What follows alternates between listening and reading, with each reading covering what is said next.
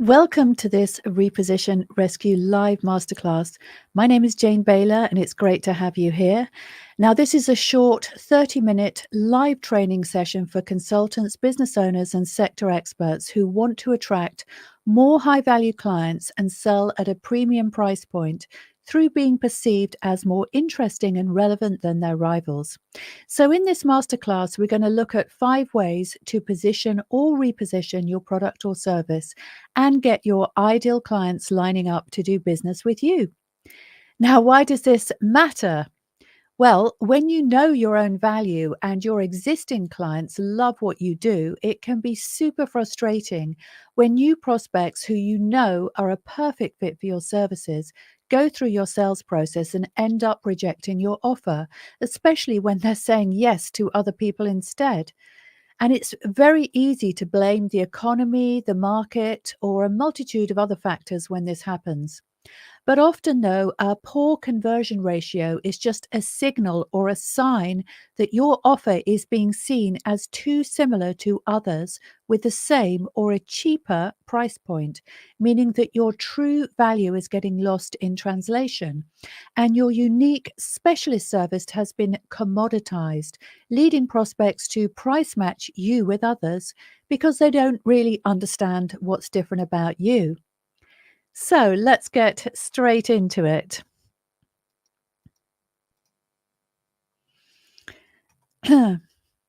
So, first, why should you listen to me? Well, I'm Jane Baylor and I call myself the Smart Connector. With over 2 decades of media and entertainment experience managing advertising and brand marketing agencies and working on major accounts for global market leaders such as Discovery Networks, Coca Cola, British Airways, and ITV, I've truly walked the walk as an entrepreneur, having also scaled and sold a 6 million turnover brand identity business to US Communications Group into public and quadruple profits along the way. After this, I became managing director of their flagship global brand consultancy, Future Brand, before embarking on my personal entrepreneurial journey. Now, you might be asking yourself, how do we actually get this result? Well, this was in fact through repositioning our offer and 10xing the value of our deals. And yes, this wasn't easy, but what wasn't hard was making the decisions that led to this outcome. So, yes, I've sold consultancy and agency services that are well into 6 figures. In fact, 2 of our deals had a value of £1 million each. So, if you're looking to land more and higher value clients, you're definitely in the right place. So, today I invite you to turn off the distractions and really focus on what I'm going to say to you today. So you're going to get so much value from just turning up and absorbing all the things that this is going to talk about. So let's start by looking at positioning as it relates to your professional services, coaching or consulting business. Now, the decision of how to position any service-based business is in reality a collection of decisions made over time. And often these decisions are made reactively rather than proactively. So, what do I mean by this? So, when you start your business, a lot of effort goes into putting together your offer and defining your client avatar. Those early client relationships that result tend to be the low hanging fruit that gets your business off the ground. But those first clients are rarely strategic choices. In fact, usually they're not selected according to how perfect they are for you. They're just taken on because you have a need to survive. Now, over time, your business changes and grows. You may refine your offer or add new and different services, which require a different approach and a different skill set. You're growing alongside your business, and your market is evolving and changing too. Now, at this point, you may tell yourself that you are uniquely positioned because you're winning new clients. But this can also happen in a random, unplanned way. And once you get serious about your growth, that's not really enough to sustain it over time. So, in positioning or repositioning your product or service, you may also need to create or revisit your value proposition because your positioning actually originates from this. So, your value proposition is really part of your business strategy rather than your brand strategy. It defines why your business actually exists and answers the question, why do you do what you do and why do people need it? So, if you'd like to go back to brick, as it were, in other words, fully reevaluate your business model, which actually goes a step deeper than positioning or repositioning your product or service, you'll find it useful to revisit this. So, your value proposition basically answers the question, why should a client choose me over the alternatives that are available? It then defines the features, benefits, and services that address the needs of your target clients. So, it describes exactly what you do and exactly how you do it, if that makes sense. And this is different to your positioning statement in that your positioning statement defines how you want your audience to perceive you in relation to your competition. Can you see the difference? It's a competitive exercise to do with perception. And as we all know, when it comes to selling services, perception is everything. Perception is always why someone will choose you over others. And so positioning is fundamental to business success. And this is where so many misunderstand the importance of strategic planning. They treat marketing like a departmental or outsourced function, and then they're surprised when they don't get the results they need. The unpopular truth is that you can't have a winning business without a successfully positioned business. And that's how critical positioning actually is. Now, let's look at why you might choose to reposition your product or service. Now, what if your offer isn't achieving the results you'd planned? What if it isn't resonating enough with your audience? What if you're receiving a poor level of interest in your services, your conversion rates are low, or your prospects are telling you that your services are unaffordable for them? Now, unaffordable can often mask the belief, I don't see the value in this compared to what else is out there, by the way. What if changes in the market have thrown up new challenges or opportunities? Because a repositioning exercise doesn't always have to happen because of poor performance. It can also happen because of good performance, which throws up opportunities to grow and expand. People reinvent themselves all the time. They take on new challenges, make a shift into different work or life experiences, and businesses should do the same. As a service based business owner, you'll need to communicate your unique value and difference. And this is going to be a huge factor impacting your success. So that's what we're going to help you with today. Okay, so to grow as quickly and as profitably as you'd like, you can really only own one simple idea in the minds of your clients. Generally speaking, that idea will be based around the expertise you offer to your market, and that is also your brand. Now, brands are created to make a business more memorable and appealing to a certain audience, so they want to buy from them instead of others. And they achieve this through a message to market that strongly resonates with the pain points and the desires of their ideal customers. And that's what positions them in their marketplace against the competition. So, positioning is a very important part of brand strategy and should not be confused with marketing tactics.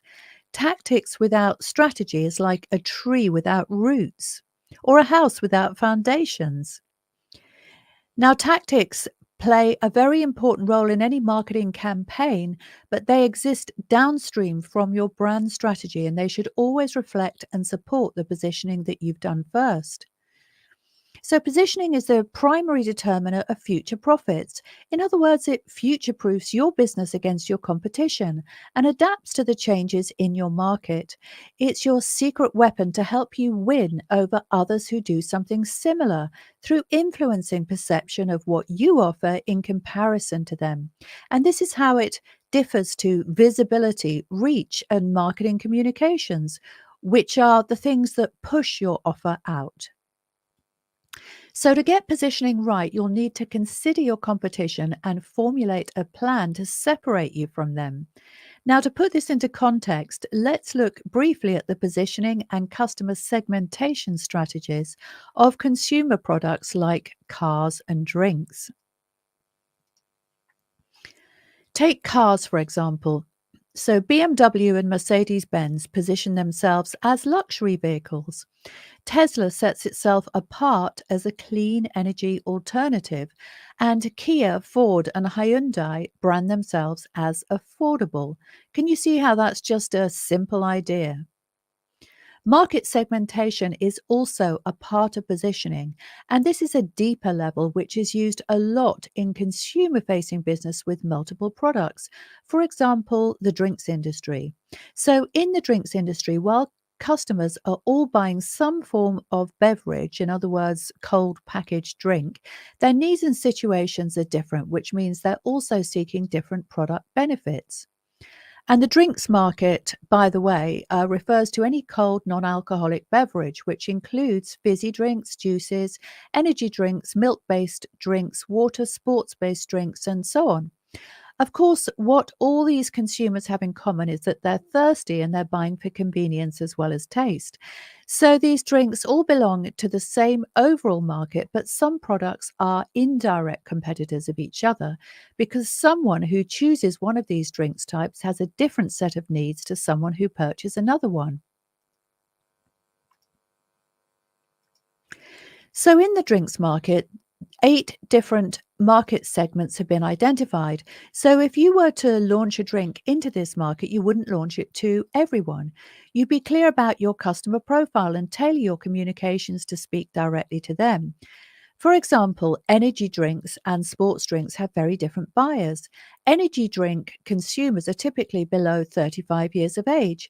So the energy drinks industry targets teenagers, young adults, and workers who are burning the candle at both ends.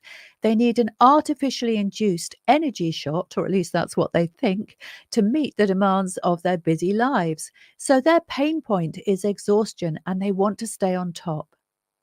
The health focused market segment, on the other hand, consists of consumers who make food and beverage choices based on being healthy and eating well. They may be gym goers or have an interest in staying healthy based on health conditions that have caused them problems in the past. Their pain point is either fear of getting sick again or fear of getting sick in the first place. Can you see how very different these groups are? And this is why it's important to have a clear idea of exactly who you serve and what their primary pain points and dreams are. Now, when you're in the process of scaling your business, you may introduce some new and different offers and want to segment your communications to them. But if you're still early stage, you run the risk of introducing complexity in your business by doing so and diluting your message to market, which is fine if you are either time rich and technically proficient or you have a team to execute on your behalf. Now, if not, let's just say if you're an independent business owner or consultant or coach who works alone, and if you don't already have a bulletproof client acquisition strategy and ecosystem in place, it really is better to focus on one big promise, one route to market, and one set of marketing messages in the first instance. And this is because trying to spin too many plates and segment too early will take your eye off the ball in terms of making your actual service the best it can be. Creating those special differences and little unexpected extras that mean that you are unique compared to others is not going to help your growth unless it's matched by delivery at the back end. And so that's why a simple overall positioning is often the way to go. Only when you have a solid and consistent source of revenue from your core service should you really approach the task of segmenting others.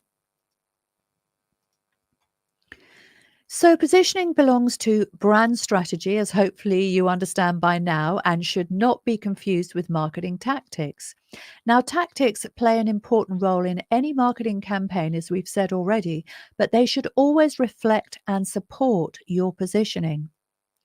So, to get positioning right, you'll need to do some competitive evaluation and create a plan to rise above your rivals. So, for best results, and especially if you're not a marketer yourself, you shouldn't go it alone or delegate this task to a marketing communications person because their experience and capabilities are completely different. They're doers rather than strategists. And the chances are high if you delegate to them that you'll end up with something that may look acceptable to you, but it won't actually move the needle in terms of differentiating and creating the perception of your unique value and worth in the minds of your target clients.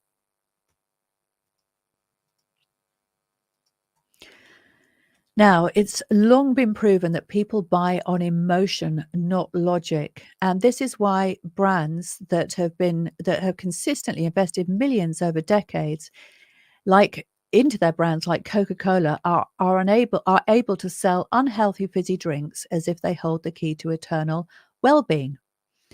Consider these well-known taglines: Coca-Cola, open happiness; L'Oreal, because you're worth it; De Beers, diamonds are a girl's best friend; Nike, just do it; Ben and Jerry's, happy happy cows, happy planet; Skittles, taste the rainbow. These powerful taglines convey emotion and the brand promise of getting the best out of life. Now, so why would you want to reposition? Well, the first reason is that markets are not static. They're made up of people and communities. So, as we've already said, they're always changing and evolving. What's important to your clients today may not be as important to them tomorrow. And if your conversions could be improved, well, that's often the reason why. Of course, what was important to your clients yesterday may also be twice as important to them today, but you won't know if you don't ask. So that's where you should always start. Conduct surveys, call your clients, record the conversations, and evaluate the results. Now, if you're familiar with Formula One racing, you will have heard commentators talk about the positioning of the cars. And when they talk about the vehicle in the first position, what they really mean is that relative to the other cars in the race, that space is the first one in the first row and closest to the finish line. It doesn't mean the car is the best one in the race. So, repositioning is like taking that car that is slipped into fourth or fifth place, giving it a tune up, and putting it back into the race to improve its odds of winning. So, now we're going to look at how to position your professional service. Now, one way you can reposition your service is to offer a deeper or more specialist expertise in a process that has value for a wide range of clients across multiple industries. And this is known as horizontal positioning. And this is, for example, what I offer as a brand marketer, consultant, and trainer. Today, when the goal of positioning is to attract high value clients, it's become difficult to do this by relying on a broad service category, for example, marketing or IT services. So, the more specific you are with your offer, the easier you will find it to attract and convert exactly the right clients for you. So, as an example, if you Google human resources consulting, you'll get 100 million results. It's a red ocean market, and the big players are therefore going to dominate. If you Google ESG, on the other hand, and that's environmental, social, and governance consulting, which is a more niche and specialist area, the results yield over 10 million hits. Now, that's still a lot, but that's 90% less competition. And of course, that's global as well. And so, as a challenger brand, this will position you more effectively for success. So, narrowing or niching down within your horizontal offer is a really good thing to do. Now, the second approach to positioning is to align your resources to serve clients within one or more industry verticals. And that's the same as an industry sector for those who are not familiar with the term. So, among my own clients, because I have a lot of consultants, the vertical positioning approach is a very popular strategy. I'm currently supporting a client who targets a specific niche in manufacturing, one who works exclusively within the building materials industry, and others who specialize in healthcare, online casinos, the energy industry, media and film, financial services, corporate events, and real estate. Now, they do very well when, under my guidance, they combine their vertical and horizontal niches to elevate, separate, and target exactly the right clients for them. That being said, it's a leap of faith and actually quite hard for many service based professionals to niche down either horizontally or vertically. And this is partly because they struggle with the idea of limiting their options and saying no to potential prospects who they know could benefit from their help. And this can also be because they haven't fully come to terms with, on an emotional as well as a practical level, that by saying no to someone, you open the door to a much higher chance of success with others. And this has been the impact of the rise of the internet and online marketing, where everybody is available at the click of a button. And if you're a generalist, you're is much, much harder to succeed. Now, there's another reason why experts don't necessarily want to niche down as they should, which is that it requires them to learn more about their clients' businesses than they sometimes want to. While they'll wax lyrical about how well they understand their client's sector and its needs, not that many are willing to commit themselves to building truly deep and cutting edge insights through researching their clients' businesses, reading industry publications, and attending relevant events. When you're running your own business, this can feel like too much of a stretch. So, business owners often tell themselves they haven't got the time to do this, which is really a form of laziness because when your clients feel you understand their business and its needs better than they do themselves, that is when you become truly valuable and unique, and you can step into your power and really crush it in your niche. So, the third approach to positioning is to get specific around the season of your client's journey. And by this, I mean the stage or phase of their personal or business growth. For example, my ideal client success accelerator is not for business owners who are brand new to the concept of entrepreneurship. My preference is really not to educate novice entrepreneurs in person around why and how they should start a business and what entrepreneurial choices may be available to them. This is, of course, a worthwhile thing to do, and I'm really happy to offer support through my free and low cost online resources to them. However, I prefer to work directly with clients who are in that phase of growth where they have an offer, they have clients, and they have case studies to show what they do, and they know who they are and where they're headed. But their offer and route to market isn't as dialed in as it should be. And as a result, they're too reliant on warm leads that come from their personal connections and networking and referrals and so on. And they struggle to generate valuable new opportunities from cold audiences. In other words, people who have no prior knowledge of them, but who would be a great fit for them. I also love to work with entrepreneurs who want to pivot and do something new, as creating and launching offers from scratch is something I love to help them do. Now, my clients tend to be smart and savvy in business, but they have some gaps in their knowledge that need filling. And these gaps come in the shape of deep brand and online marketing expertise and processes for ensuring they have a consistent and predictable flow of exactly the right clients coming to them. So remember, serving a segment of your market based on the size or maturity of your clients' businesses and offering a business model to specifically meet their unique needs at that stage in their journey is very helpful in terms of niching down. Okay, so that's three ways to position or reposition your product or service for success. And now let's look at two more before we wrap up. Now, many independent experts find success by aligning their services with a very specific role or function in their clients' organizations. And these could include, for example, operations, C suite, marketing, IT, security, investor relations, purchasing, human resources, or culture and diversity. So, aligning more closely with the needs and pain points of a specific department, role, or function in business can help you elevate, separate, and make faster, more profitable sales. Now, finally, And as the world becomes increasingly digital, tech services continue to play a critical role in the global economy. Now, in the past, many of these service based tech firms have hung their hats on the idea of being platform agnostic, meaning they'd help their clients find the best technology for their specific needs or even build a proprietary solution if nothing in the market was right. However, the faster growing IT service firms today are those who are positioned as experts in implementing a specific technology, such as Salesforce, for example, or even one particular aspect of these platforms. And this is because companies are often choosing their technologies first and then looking for partners or consultants to help them deploy the systems. So, service providers that clearly align themselves as experts within these platforms make themselves easier for potential clients to find and hire. And their value proposition is often very simple and clear. For example, we specialize in Salesforce implementation, or more specifically, the quote to cash aspects of the Salesforce ecosystem, for example.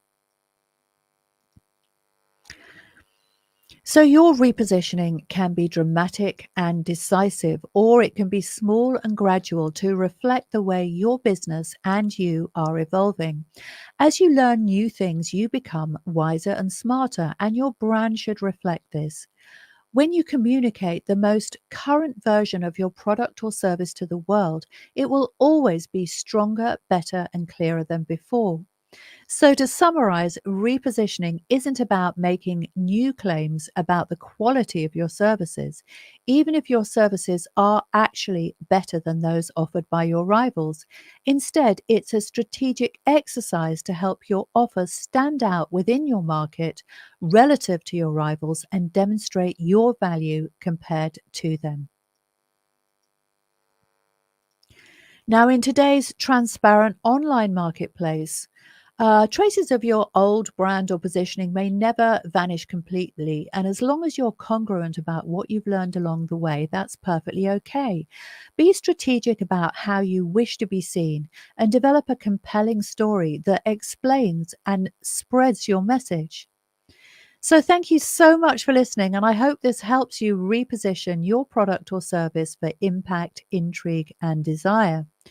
Now, if you'd like to jump on a call and ask me how and where to start in terms of positioning or repositioning your offer for rapid success, I'm going to put up a link in the chat, or you can see that there is a link here on the slides as well. And don't forget, I'm here every Monday at the same time with another topic to help you grow your business and live your best life. Thanks so much for watching. Bye for now.